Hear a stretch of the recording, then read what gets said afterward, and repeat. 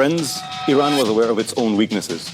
It knew that it could not defeat America with modern weapons. It doesn't have fighter jets, nor does it have enough money to buy whatever weapons it wants. That's why Iran devised a different strategy. And as for the ceasefire that has taken place, the whole world knows that Trump fled to save face, and Iran agreed to it at China's urging.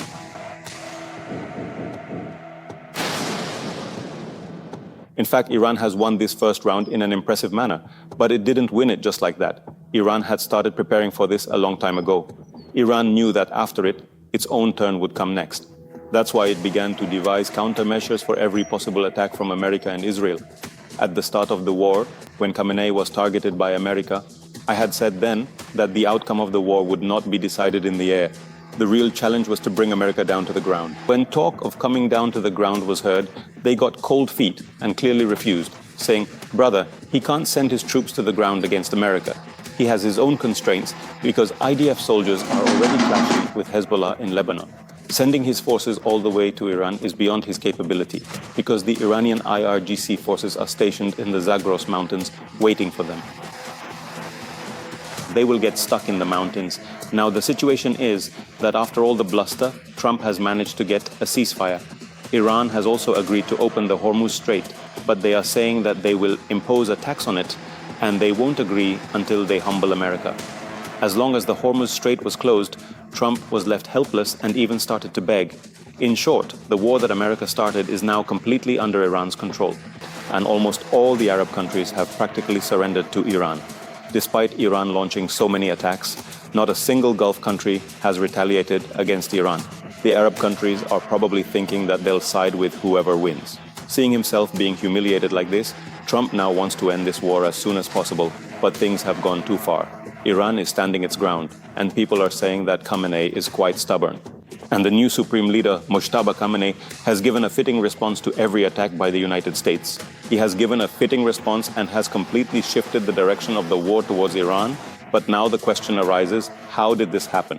After all, how did Iran manage this alone? Yes, alone. Neither China nor Russia came to its aid. Even though they may have provided technical support, no one openly supported Iran. Yet Iran managed to devastate American bases, left Israel in smoke, and shattered the arrogance of the superpower.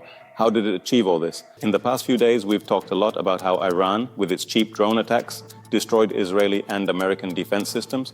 But the story isn't that straightforward. In fact, even though the US military is considered the most powerful force in the world today, aircraft carriers used to be the ultimate symbol of power. But now, in the era of hypersonic missiles and AI drones, aircraft carriers have become nothing more than a showpiece.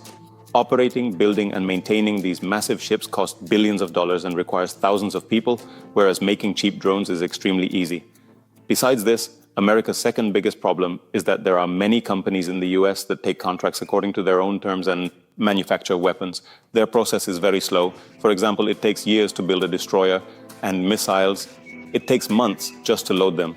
But on the other hand, Iran uses materials in its weapons that can easily be found in any household, such as GPS chips from smartphones, carbon fiber frames, and motorcycle engines. The story about drones made with motorcycle engines is also true. Basically, you could make 1 or 2 drones from every home. This means that while the US can only bring a few missiles on its carrier, here, there is a flood of drones. Are so few that they are hesitating, and on top of that, the American mindset still hasn't changed. They think they'll make perfect equipment and win the war. But all of that is for later. For now, Iranian drones have put the US in such a bind. To put it in Indian currency, imagine that drones costing 1.8 lakh rupees are being shot down with missiles worth 18 crore rupees. Now think about it. Iran is sending out tens of thousands of such drones, and from this, they are practicing, and just like the Pakistanis, they are also slipping through. Until now, the American mindset was to build such advanced jets and missile systems that the enemy wouldn't even be able to stand up to them. That's the thinking behind creating extremely expensive platforms like the F-35 fighter and whole classes of aircraft carriers. But Iran thought differently. Make lots of cheap weapons. If you fire 10, at least one will hit. And that's exactly what's happening. Iran keeps launching missiles and drones day after day. Iran is one step ahead. They are launching such missiles that appear to be extremely destructive. This activates America's expensive air defense system. But when those systems target these missiles, it turns out that, hey, this was just a cheap missile made from something like a motorcycle engine, almost like a toy.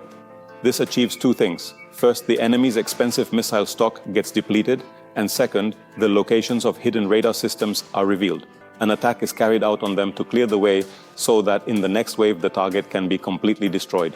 Now the situation is such that drones costing just tens of thousands of dollars are starting to damage systems worth billions of dollars. That's why the old heavy military machinery doesn't seem as useful anymore. Isn't that an interesting strategy?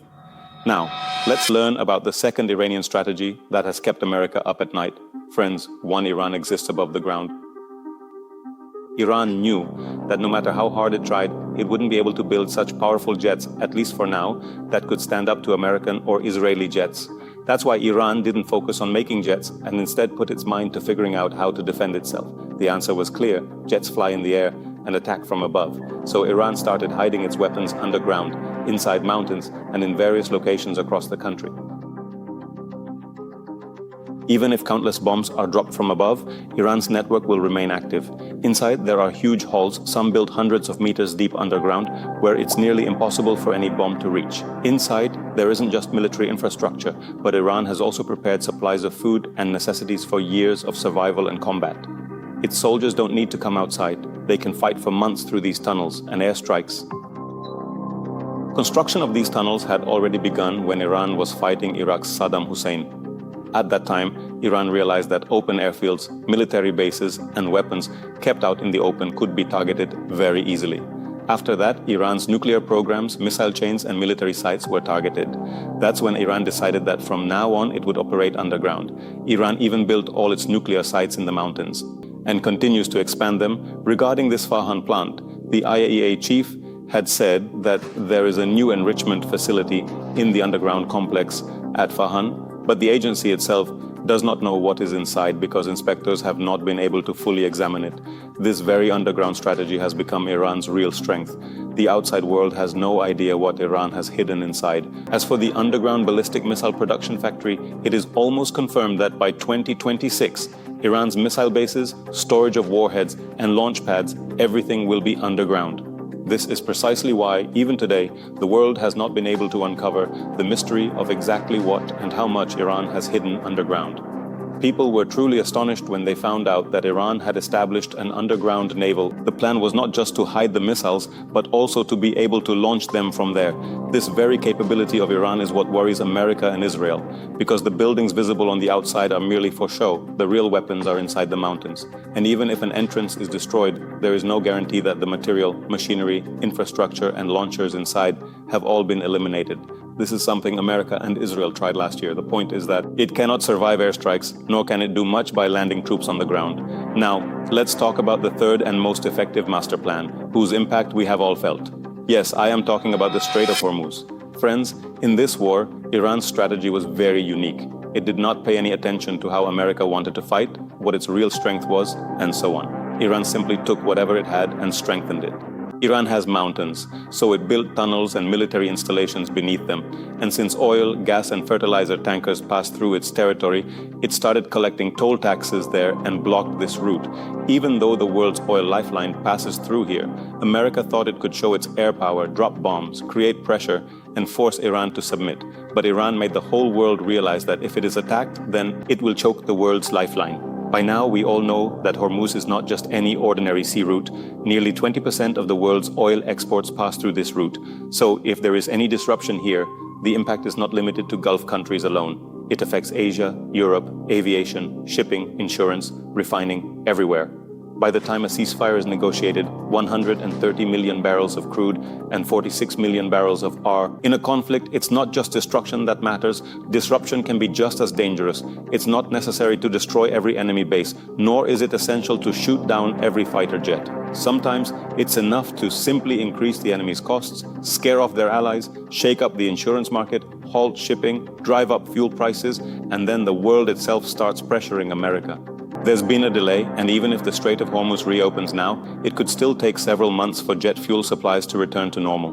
The regional fuel supply chain has already been severely disrupted. On April 8th, the US and Iran reached a 2-week ceasefire deal, which included discussions about reopening the Strait of Hormuz. So the issue was no longer about how to stop Iran, it had become about how to reopen Hormuz. This in itself shows people are facing all sorts of problems just cooking and eating food. As for the Gulf countries, don't even ask. The situation is terrible for everyone, and deep down, they've all surrendered to Iran. No one has dared to launch a counter-attack on Iran, even though Iran has been firing missiles at them one after another. All the Gulf countries are probably secretly pleading with the US, saying, "Brother, because of you, Iran is beating us up." And that's not all. The issue has even reached the UN. Now, America's efforts have failed, and Iran has received the message that the whole world is not completely against it. In war, this matters a lot. Not every victory is achieved through weapons. Some victories are won through diplomacy as well. Now the question arises, has Iran really won the war? Saying so would be too hasty, but if you look at the outcome of this war so far, the first thing is that Iran has proven it will respond to any attack with full force, oil and gas. Bullying and strong-arm tactics will have no effect on it. Besides this, Iran is now saying that it will collect fees from every ship passing through its territory. Just think, the country that was previously being pressured is now the one setting the terms. In this war, there were also two other reasons that are important to mention. One is Iran's proxy forces. Hezbollah in Lebanon kept Israel entangled there, and Israel was unable to send its ground forces to Iran. They did not leave Israel in a position to send ground forces to Iran. And in addition, the Kataib Hezbollah fighters in Iraq also did not let up. This means that in this war, Iran has shown the whole world, especially developing countries, that there is no need to fear a superpower. If you have the courage to fight, even a superpower will bow down to you. And this war has certainly proven that the real king of the Middle East is Iran, even if its territory is considered part of West Asia. What do you think, friends? Be sure to let me know in the comments. If you haven't subscribed to the channel yet, please do so. If you want to support, you can join the channel or send a super thanks. So friends, see you soon in a new video with a new topic.